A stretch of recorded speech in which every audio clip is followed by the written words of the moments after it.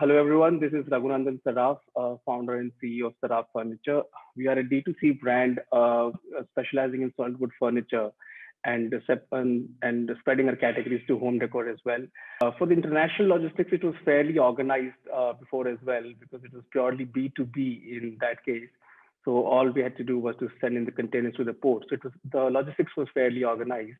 But for the national D2C, it was not at all organized back then. We had to find out the courier partners who would be able to do this. And back about 9 years back, we thought Gati and Safe Express can actually handle the high weight cargo, and that's when we started coordinating with them, contracting with them to get it done. And eventually we saw other players coming in like delivery and all others. But initially it was a big challenge to make the customer to make the product reach customers' home. It was fairly easy to ship from place A to place B, but then from place B to the last mile delivery was a challenge back then. And that's where we started coordinating with the courier partners back then in terms of educating them as to how to get this done. We invested a lot in our packaging so that there are no damages at all. So it was a fair challenge initially, but in the current times, it has become more and more organized. The major difference that we noticed between pre and post is that the timelines have changed. Post-pandemic, the customers expect deliveries much faster than the pre-pandemic. So pre-pandemic, customers were willing to wait for about 3 to 4 weeks for a piece of furniture. But post-pandemic, that expected wait time has come down drastically.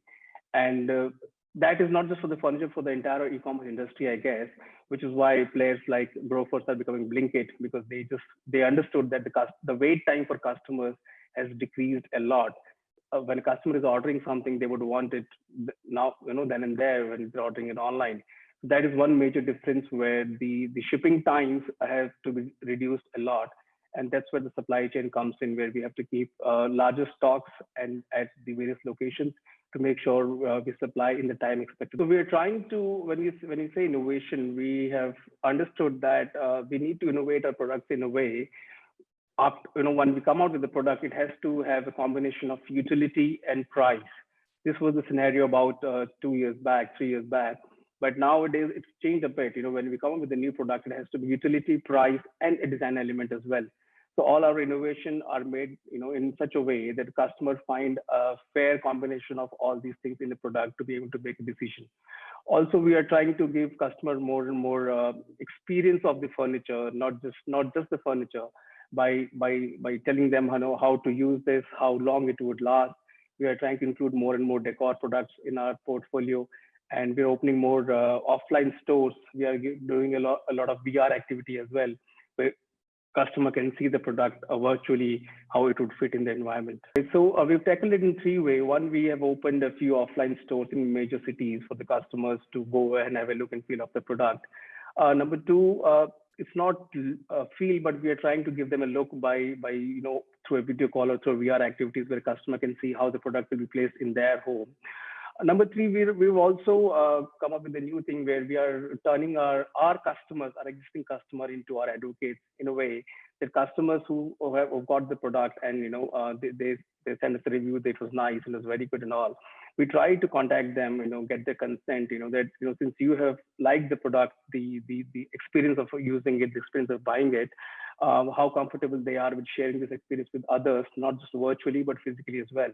So in those cities, the customer agree that yes, we are open to have people visit our place, our home, to see the furniture. So the cities where we don't have our own stores, so we have such customer advocates where they allow the people from their city to visit their home to have a look at the furniture. So we started with, and which is actually let us survive even though the bigger place came and went, is one that we are going to stay true to the product. At the end of the day, people are buying, at a lower price, a good design and everything, but at the end of the day, they're buying a product to use in their home. So when we say in a home, a furniture comes next to family, which stays forever. So we're going to stay true to the product that we do. It's going to be solid wood, and it will always be with lifetime warranty. So that is one strategy which we are never going to go away with. The second one that we are trying to do is turning it into a home decor store, but not just everything into home decor. things that goes well with our product itself. For example, with sofa, we are trying to bundle carpets and rugs. With dining table, we're trying to bundle ceiling lights and lamps. With bed, we're trying to bundle mattresses and all. So things that people are already buying from us, what else they need to complement that product, we're trying to include those categories as well.